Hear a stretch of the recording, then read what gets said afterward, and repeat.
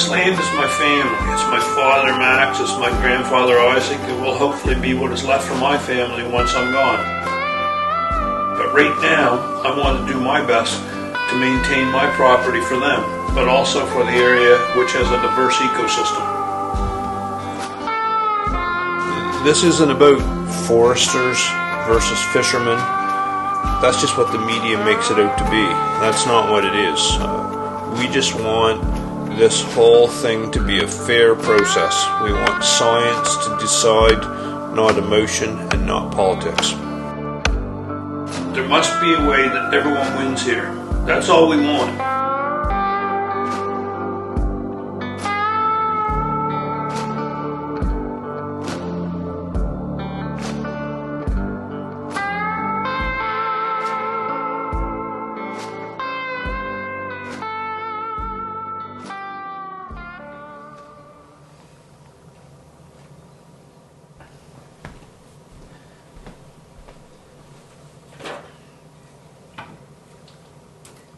Oh, what a nice little fire.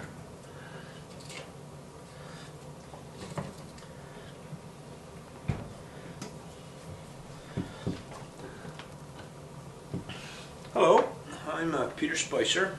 I'm a woodlot owner in Nova Scotia, and I run a small forestry business called Gulches Forest Products. So our family has been involved for generations, actually. I'm the 7th generation of Spicer on this property, but really the industry part of it started with when the Spencer's Island Company, which was the company that built ships at Spencer's Island, when it was formed. My great-grandfather, whose name was Isaac Spicer, he was one of the owners of that company. And their part in the company was basically the mill. So they milled timber that built the ships. The Spencer's Island Company produced the largest amount of tonnage of wooden ships on the Bay of Fundy. It was the largest shipbuilder on the Bay of Fundy. My great-grandfather and my grandfather and then my father ran that mill until 1954. The shipyard was long gone, but they still ran the mill down where the shipyard was, and in 1954 Hurricane Edna destroyed it, and my father and the men that worked for he and my grandfather moved all the equipment over to where my present day equipment shed is, and they rebuilt the mill there, and I was there until I was 17 or 18 years old.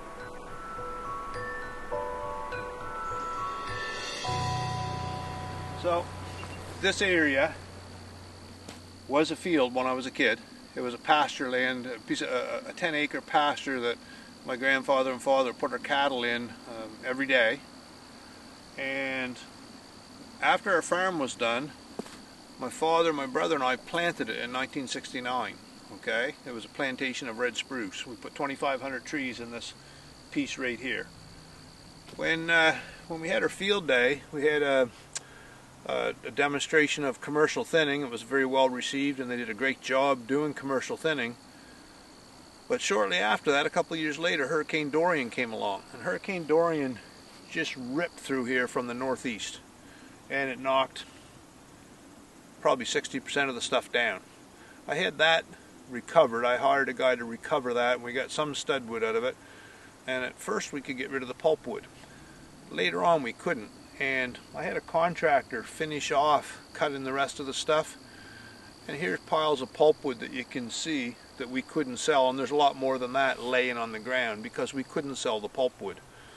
The company Paper Excellence was forced to shut down the mill by an act of the Nova Scotia government in 2019, and that really set the forest industry back in a big way. My goal long term is to hopefully help in the process so that Paper Excellence can follow the plan that they have, and I think it's a good plan. I'm fairly well educated. I've studied the plan.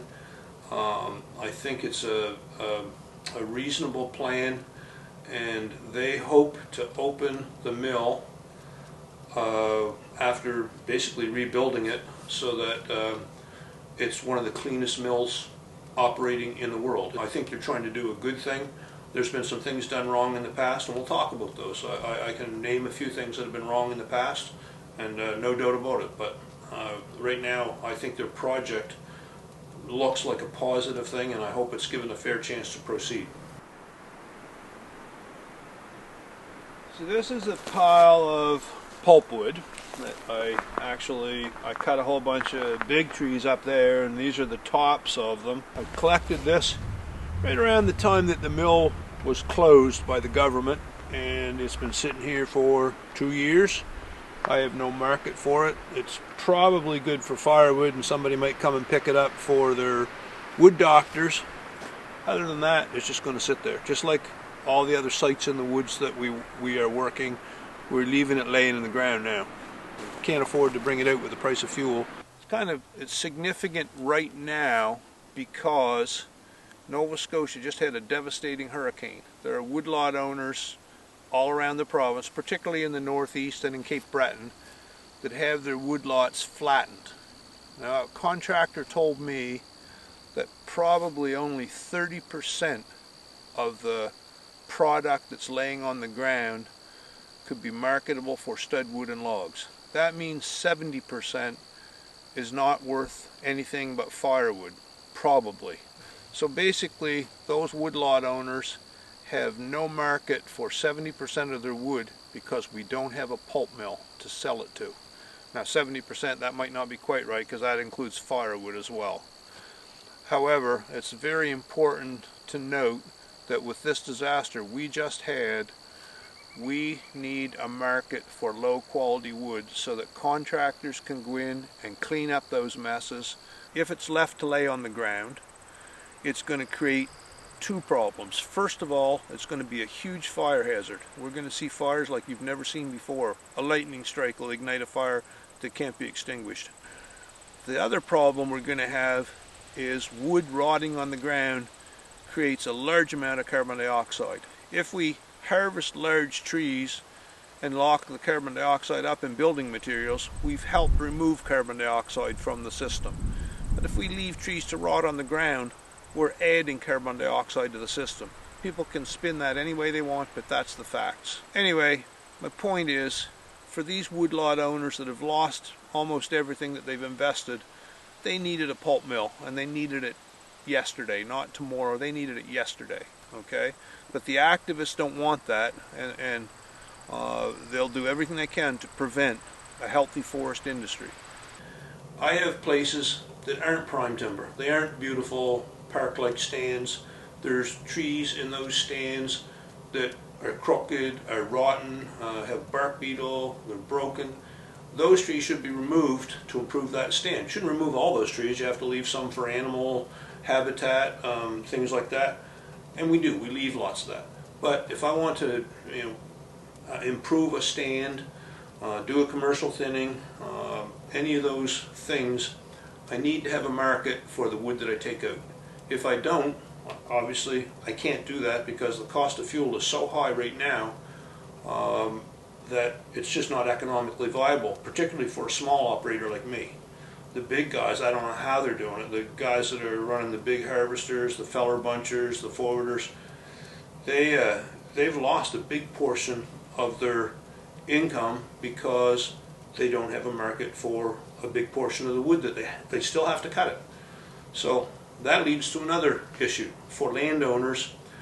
If we leave that wood in the woods, if we leave that portion of the tree that would normally make pulpwood or those low quality trees in the woods, it can create a situation where a fire hazard occurs or it stifles other growth. There's all kinds of negatives for not being able to do stand improvement because we don't have a market for low quality wood. So this area here, this is just more of that same field. And I think it's kind of interesting that the machinery was on this last summer to clean up the final mess from Hurricane Dorian. And now, as you can see, shrubs, you can't really see what's down under, but I'm going to show you in a minute. But every night there's a herd of deer out in here, and they're feeding on the new growth that's here. So the myth that clear cutting is driving animals into the towns or off of the land, it is a myth.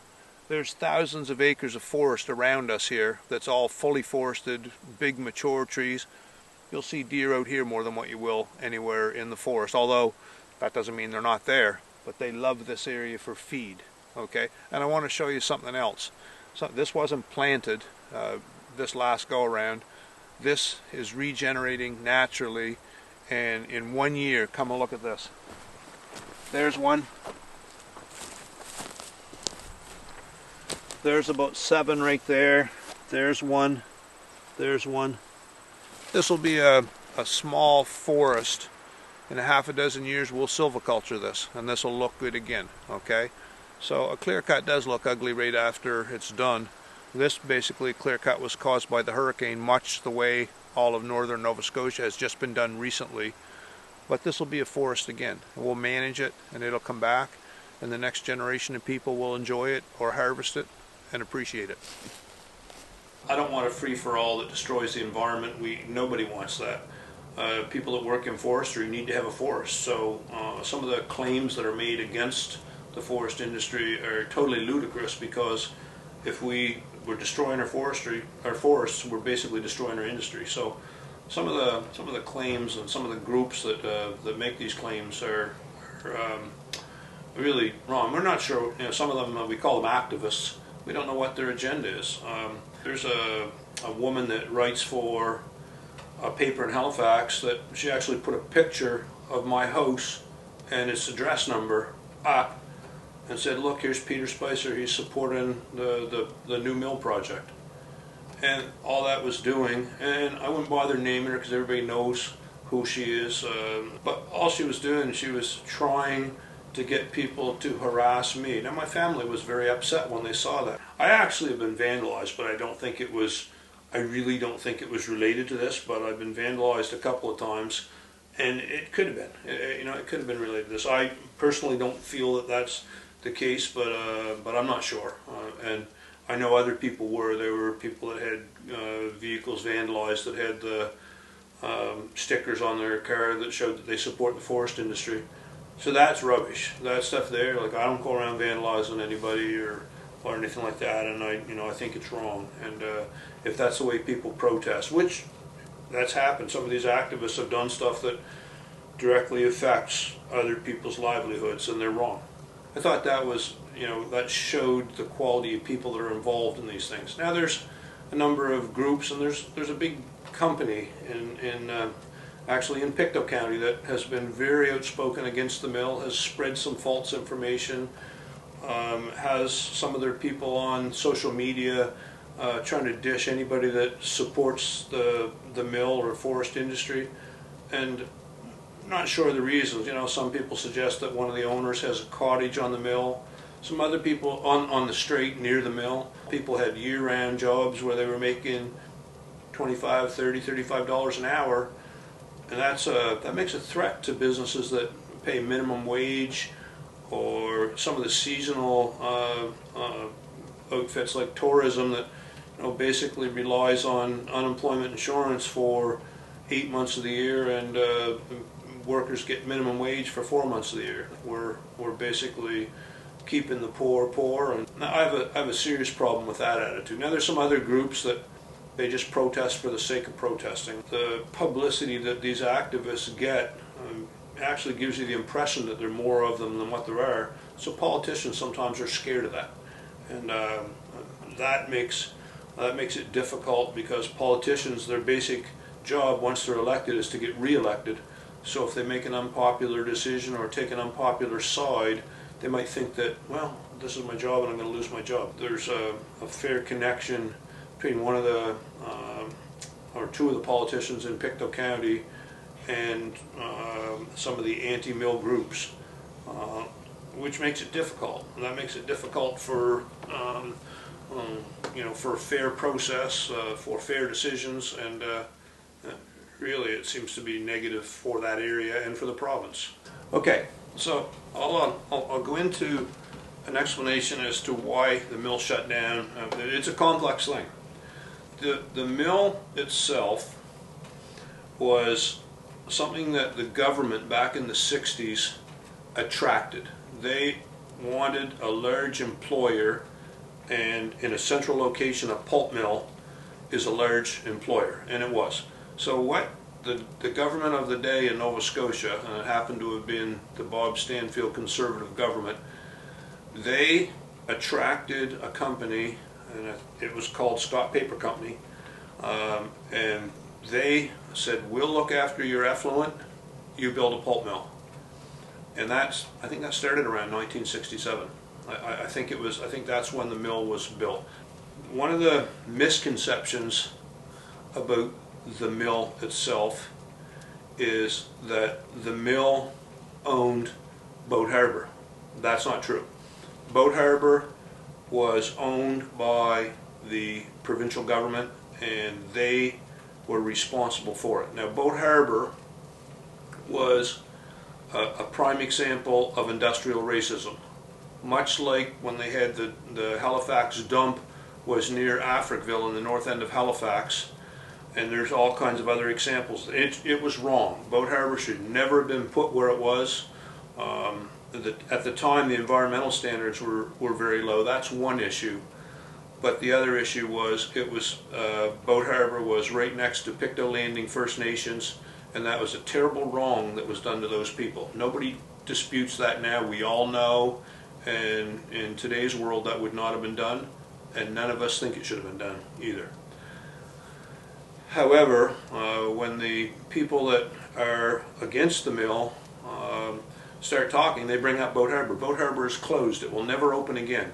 It will never ever be open. Even if the mill is successful in getting their environmental assessment approved, it will have nothing to do with Boat Harbour, and it will not be anything against Pictou Landing First Nations.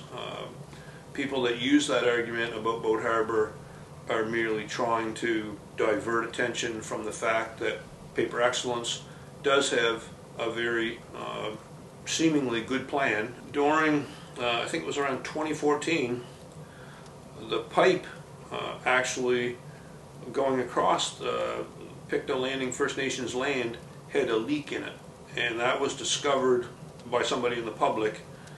And at that time, Pictou Landing rightfully protested, and I don't disagree with them. That shouldn't have happened. Boat Harbour shouldn't have happened, but the pipe leaked and the effluent spilled, and they felt wronged and they protested.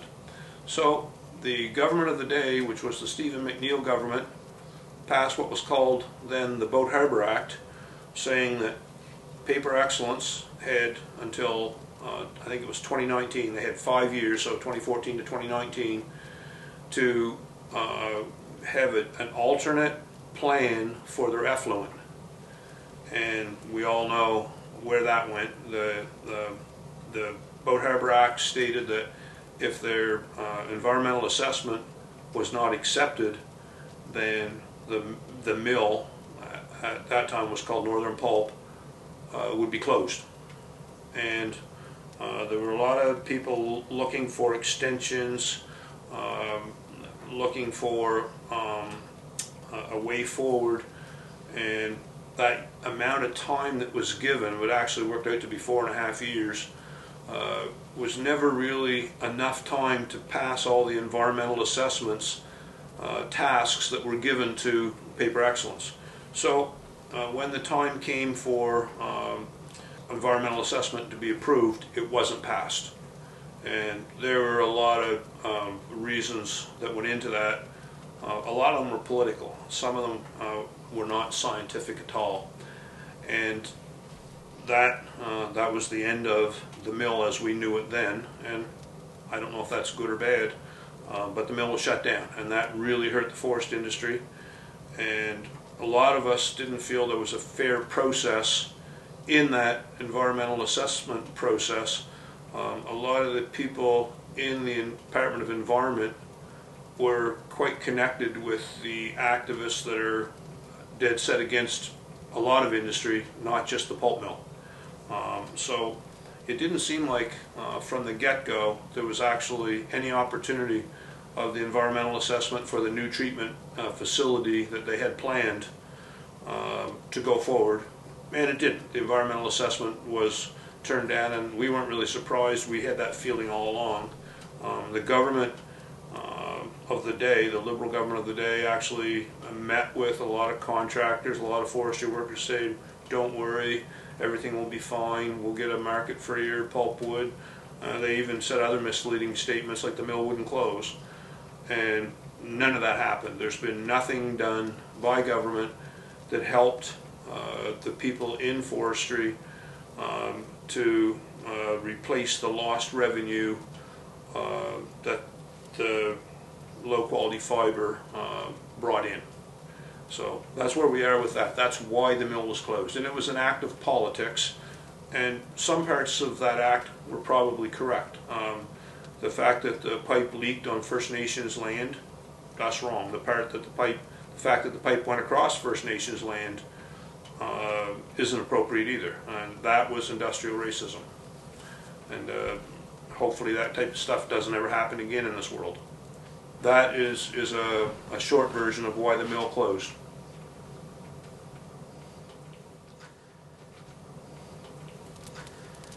So something else that the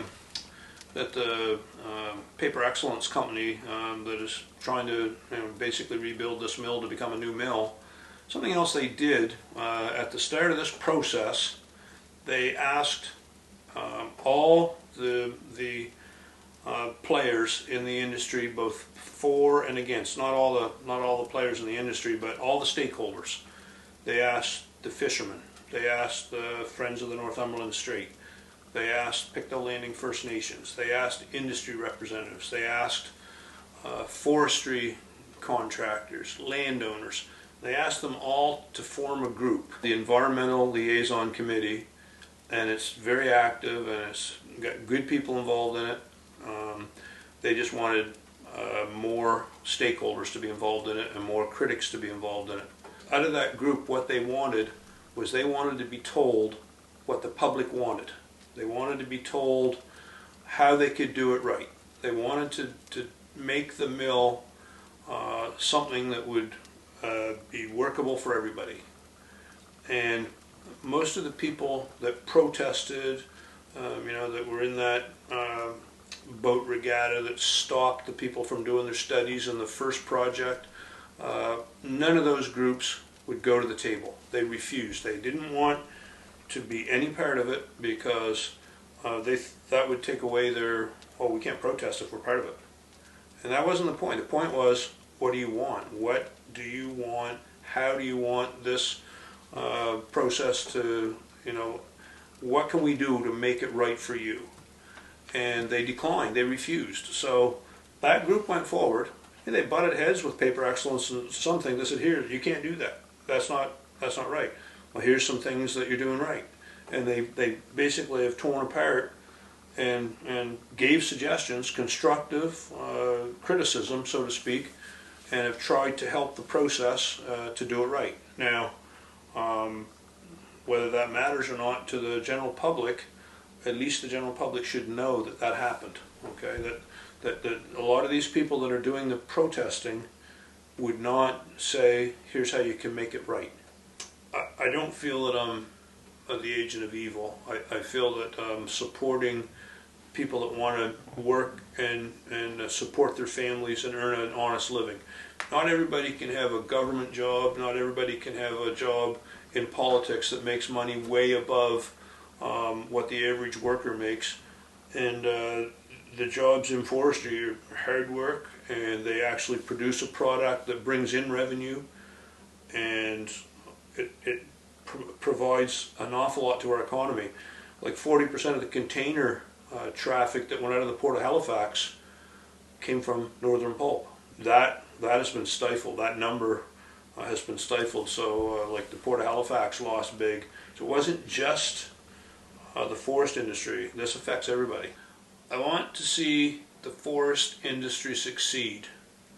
Without the mill operating, we're going to see people have to leave the province. Okay, they're working people, and they're going to have to leave the province to go somewhere where there's an environment where the politicians and the other businesses want workers.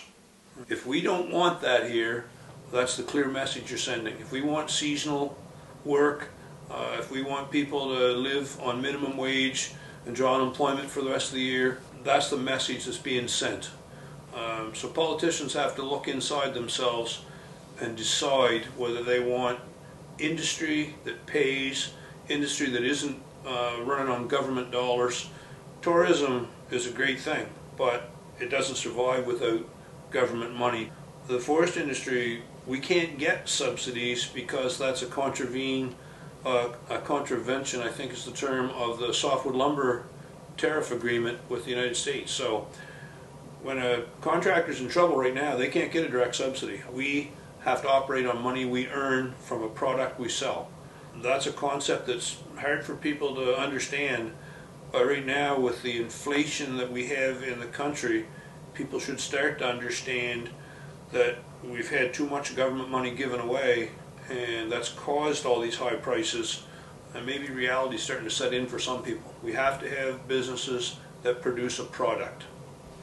There's a number of ways you can find out what's going on. There's an excellent website. There's a Facebook page called Friends of the New Mill. That has articles and updates. Paper Excellence themselves have a website, and they talk about their plan, and they have diagrams, they have explanations, they have some really good plans. And you can call me. I've got quite a lot of the information, and I hope people will actually get a chance to read it and see that a lot of the stuff you're presented with in the media isn't true. I want to be able to keep this land as it is, in good shape, look after the environment, look after the ecosystems, and I want that to be able to be there for my family when I'm gone. We just want this whole thing to be a fair process. We want science to decide, not emotion and not politics.